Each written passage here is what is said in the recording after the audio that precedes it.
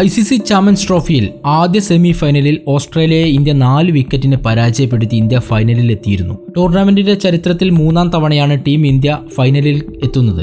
മത്സരത്തെക്കുറിച്ച് പറയുകയാണെങ്കിൽ ആദ്യം ബാറ്റ് ചെയ്ത ഓസ്ട്രേലിയ 49.4 ഓവറിൽ 264 റൺസിന് ഓൾ ഔട്ട് ആവുകയായിരുന്നു. മറുപടി ബാറ്റിംഗിനിറങ്ങിയ ഇന്ത്യ ആകട്ടെ 48.1 ഓവറിൽ ലക്ഷ്യം പിന്തുടർന്ന് ഗംഭീര വിജയമാണ് സ്വന്തമാക്കിയത്.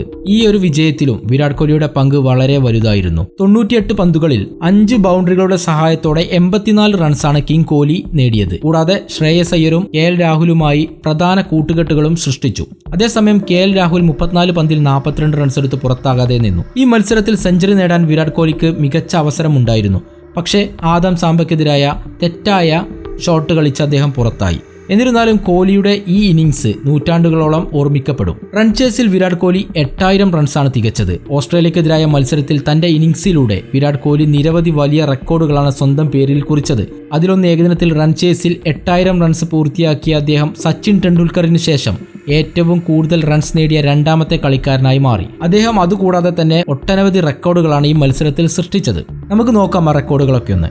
ഏകദിന മത്സരത്തിൽ റൺ ചേസിൽ ഏറ്റവും കൂടുതൽ റൺസ് നേടിയ കളിക്കാരുടെ പട്ടിക നോക്കാം. 1-ാം സ്ഥാനത്ത് 8720 റൺസുമായി സച്ചിൻ ടെണ്ടുൽക്കറാണ്. 232 ഇന്നിംഗ്സിൽ നിന്നുമാണ് സച്ചിൻ ഈ റെക്കോർഡ് സ്വന്തമാക്കിയത്. 2-ാം സ്ഥാനത്താണ് വിരാട് കോഹ്ലി 8005 റൺസ്. വെറും 159 ഇന്നിംഗ്സിൽ നിന്നാണ് വിരാട് കോഹ്ലി ഈ നേട്ടം കൈവരിച്ചത്. അധികം വൈകാതെ തന്നെ സച്ചിന്റെ റെക്കോർഡ് വിരാട് കോഹ്ലി പിന്തള്ളുമെന്ന് ഉറപ്പാണ്. 3-ാം സ്ഥാനത്തുള്ളത് ഇന്ത്യൻ ക്യാപ്റ്റൻ രോഹിത് ശർമ്മയാണ്. 151 ഇന്നിംഗ്സിൽ നിന്നാണ് 6115 റൺസാണ് രോഹിത് നേടിയത്. 4-ാം സ്ഥാനത്ത് സനത് ജയസൂര്യയും 5-ാം സ്ഥാനത്ത് ജാക്ക് ആലിസുമാണ്. ഇനി അടുത്ത റെക്കോർഡ് നോക്കുകയാണെങ്കിൽ ICC ടൂർണമെന്റുകളിൽ ഏറ്റവും കൂടുതൽ 50+ റൺസ് നേടിയ കളിക്കാരുടെ പട്ടികയാണ്. 39 തവണയാണ് വിരാട് കോഹ്ലി 50-ന് മുകളിൽ റൺസ് നേടിയത്, അതും 86 ഇന്നിംഗ്സിൽ നിന്നും. എന്നാൽ കോഹ്ലിക്ക് തൊട്ടുപിറകിൽ 86 ഇന്നിംഗ്സിൽ നിന്നും 30 തവണ 50+ റൺസ് നേടി രോഹിത് ശർമ്മ തൊട്ടു പിന്നാലെയുണ്ട്. സച്ചിൻ ടെണ്ടുൽക്കർ ആകട്ടെ 3-ാം സ്ഥാനത്തുണ്ട്. 58 ഇന്നിംഗ്സിൽ നിന്നും 23 തവണയാണ് സച്ചിൻ 50+ റൺസ് നേടിയത്. 4-മത് ക്രിസ് ഗെയിലും 5-മത് മഹേള ജയവർദ്ധനയും 6-മത് കുമാർ സംഗക്കാരയുമാണ്. അടുത്ത റെക്കോർഡ് നോക്കുകയാണെങ്കിൽ ICC നോക്കൌട്ട് റൗണ്ടുകളിൽ ഏറ്റവും കൂടുതൽ 50+ റൺസ് നേടിയ താരങ്ങളുടെ പട്ടികയാണ്. ഇതിലും 1-ാം സ്ഥാനത്ത് വിരാട് കോഹ്ലിയാണ്. 19 ഇന്നിംഗ്സിൽ നിന്നും 10 തവണയാണ് വിരാട് കോഹ്ലി 50-ന് മുകളിൽ നോക്കൌട്ട് മാച്ചുകളിൽ റൺസ് നേടിയത്.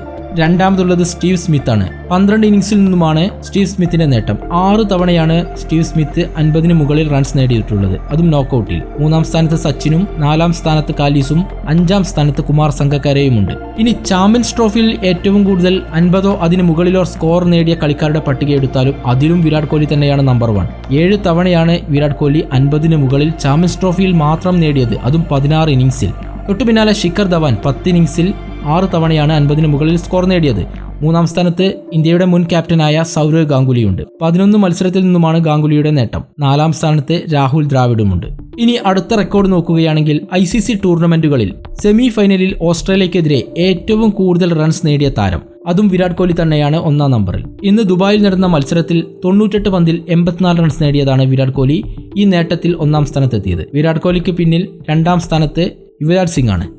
2007 ഡർബനിൽ വെച്ച് നടന്ന മത്സരത്തിൽ 30 പന്തിൽ 70 റൺസ് നേടിയതാണ് അദ്ദേഹത്തിന്റെ നേട്ടം. 3-ാം സ്ഥാനത്ത് MS ധോണി 65 പന്തിൽ 65 റൺസുമായി 2015-ലാണ് ഈ നേട്ടം സ്വന്തമാക്കിയത്. 4-ാം സ്ഥാനത്ത് ശിഖർ ധവാനും 5-ാം സ്ഥാനത്ത് ശ്രേയസ് അയ്യരുമാണ്. കൂടുതൽ കായിക വാർത്തകളും വിശേഷങ്ങളും അറിയാൻ ഈ ചാനൽ സബ്സ്ക്രൈബ് ചെയ്യുക. നന്ദി.